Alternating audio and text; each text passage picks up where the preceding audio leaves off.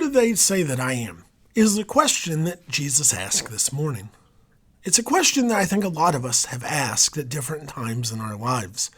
Considering transitions to moving to a new school or starting a new job or returning after a summer away or after a loss of a family member or a wedding or life changes great and small, good or bad, who do they say that I am? I know that I've wrestled with that question myself. Who do they say that I am? As life's transitions have come and gone and I've reinvented myself or been forced to ask myself the question, who do I say that I am? I remember when I first moved to Columbus, Ohio. It was the fall of 2000 and I was an incoming first-year student at Capital University. I grew up in rural North Carolina. And so my family borrowed a van from some family friends of ours and loaded up the van, and we drove what was an 8.5-hour drive from Roxborough, North Carolina to Columbus, Ohio. As we pulled into the parking lot of the Sailor Ackerman dorm there at Capitol, in my possession I had a letter that said, "When you arrive, call this number." See, I was an out-of-state first-year student, and as memory serves, there were only 5 of us out-of-state students. None of the others were actually in my dorm.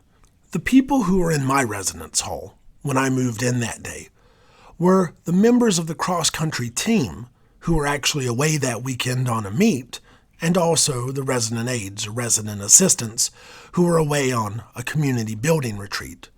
So the number that I had to call was for a resident director of a different building to come over, give me my room key and the dorm key, and to show me where my room was and where the restrooms were, that sort of thing.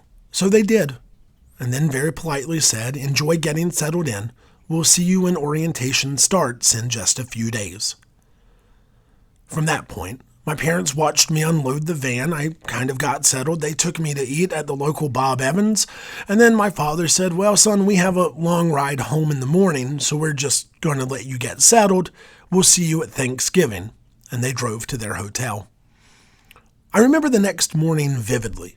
I woke up and I grabbed my shower caddy and I walked down the hall of an empty residence hall to the showers, took a shower, and then stood in front of a sink and a mirror brushing my teeth, looking in the mirror and thinking to myself that everything I knew about myself, everything that I had been, existed in a county 8.5 hours away.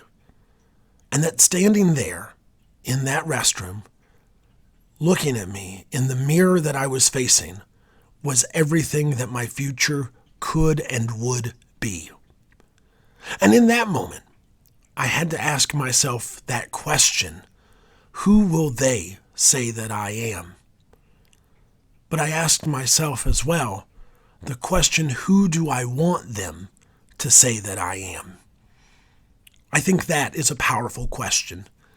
Who do we want them to say that we are? As people, as congregations, as members of ministry of the Church of Jesus Christ. Who do we want them to say that we are? Here at Faith Lutheran Church, they say that we are the church with the free little pantry. We are the church who has the free community meal series. We are the church with the Run to Church 5K. There's a lot of good things that they say about us when they talk about our congregation, or at least so we hope. But back to our gospel. Jesus asked the disciples, who do they say that I am? And in response, we have 3 answers: John the Baptist, Elijah, and Jeremiah. John the Baptist, the one who was in the wilderness, who was baptizing in the Jordan, the one who was beheaded earlier in Matthew's gospel, one who had come to prepare a way for Christ, but now is dead. Early in Jesus' ministry, one of the rumors about him was that he was the resurrected John the Baptist.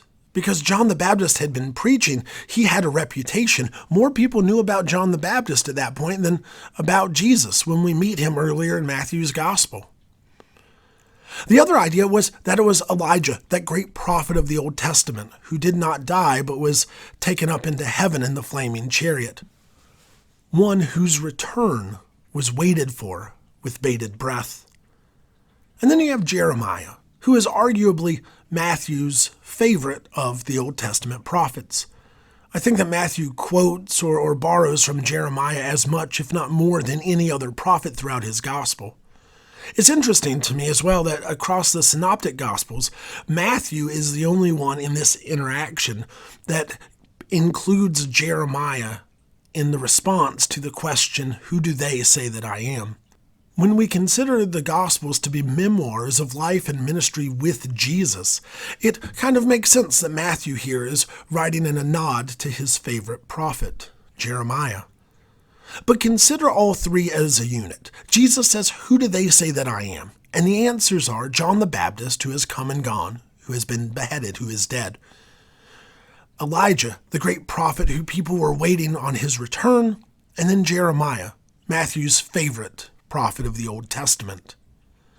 When reading this answer, I couldn't help but think about the second most important rock of Western culture, Dwayne "The Rock" Johnson. In an interview with The Rock, Dwayne Johnson, he said that people often come up to him and say, "Hey man, what do I have to do to be the next Rock?" And that his response is always, "Don't worry about being the next Rock. Be the first and the only you." Jesus asked, "Who do they say that I am?" And the responses are someone who came and died, someone whose return was being waited on, and then Matthew's favorite prophet. The power of this statement is that Jesus is the one and only Jesus. Jesus then turns the question and asks Peter, "Peter, who do you say that I am?" Now this is the text wherein Peter receives the office of the keys. Whatever is bound or loosed on earth will be bound or loosed in heaven.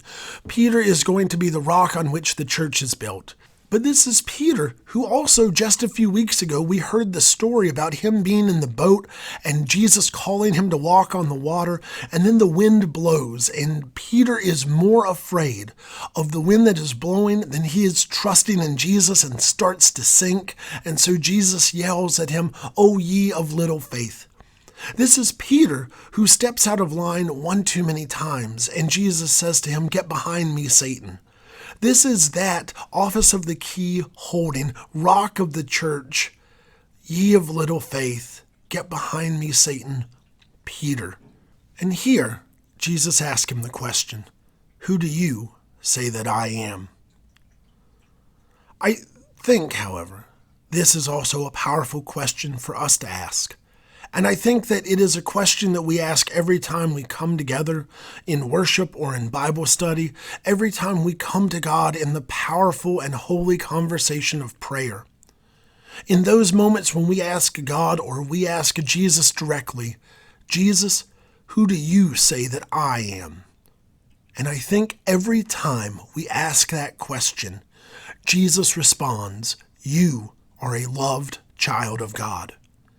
No matter if it is your first time doing something or you are returning, no matter of the high highs or the low lows of life, you are a loved child of God. Whatever transitions your life may be going through, you are a loved child of God. It is that good news, it is that realization that we take to heart and that then in turn inspires us, that we take the good news that we are loved children of God and we share that with the rest of the world, so that all of creation, all of the cosmos, all of the people of this world know that each and every one of them are loved children of God. Thanks be to God. Amen.